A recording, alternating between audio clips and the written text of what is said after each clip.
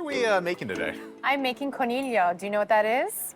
I'm a little worried to find out. So we're actually going to be butchering some rabbit and making a traditional style of Ligurian stew with a little twist of mine. All right, well, I guess this is kind of the other white meat. Listen, I know rabbit can seem daunting. Everybody thinks of the cute part of what they think of with rabbits, but Little bunny foo-foo. didn't want to say it, but what you've got here is a very sustainable source of protein, as well as something that's very lean, very tender. We're gonna start over here. With the good sharp knives, obviously. Very good sharp knife. Everything should come off pretty easily.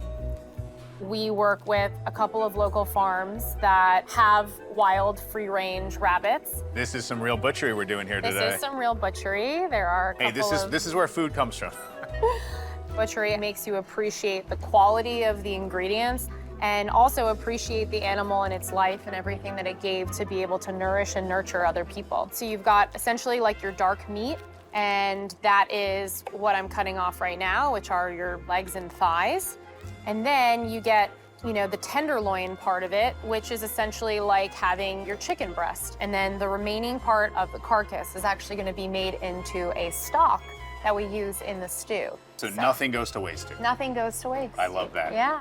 All right, well, how is this rabbit going to become a stew? Well, let me show you.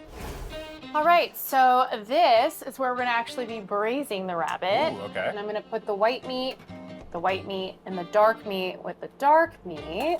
We already have quite a few rabbits that have been butchered Yes, we're ready. And then the carcass is actually going to go into the stock. I'm gonna put in some extra virgin olive oil from Liguria. And we are gonna start searing off our dark meat.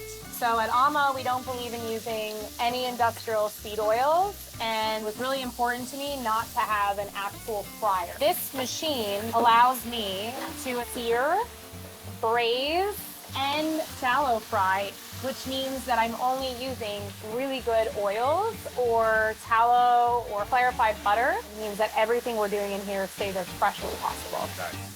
What I think is really important for a home cook is they have to salt along the way. Then we use Celtic sea salt. I want to get as much color as possible on the meat. Oh my God, I'm getting steamed.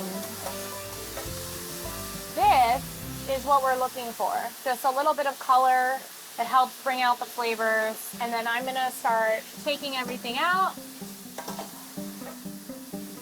So now we're gonna get the white meat with a nice quick sear, so it has some beautiful color on it. And then it's really important to just get it out. The white meat, kind of similar to a chicken breast, if you overcook it, it gets a little dry. So now I'm gonna add a little bit more olive oil, and then we actually add in some beautiful anchovies. Oh, man. Hey, you must have known that I just love anchovies. I had a little inclination. These anchovies are really, really special. They're from Nettuno, from the south. I really wanted to figure out, how do I take some of my favorite flavors and put it in this dish? This isn't necessarily the most traditional way that my grandmother or my mother would prepare rabbit, but I felt like these flavors really do complement what Liguria is all about. Yeah, and I love how the anchovies are just melting away. Exactly. And then we use a lot of produce from Lancaster Farm Cooperative. And so these are sweet onions coming together with some anchovies. You could just stand here all day long getting some of those aromas. What we're looking for here is a softening of these onions. And now we're actually gonna add the fennel. When I deglaze, I'm going to deglaze with some sambuca. Ooh. It has a little bit of a sweetness to it and just brings out the flavor of the fennel.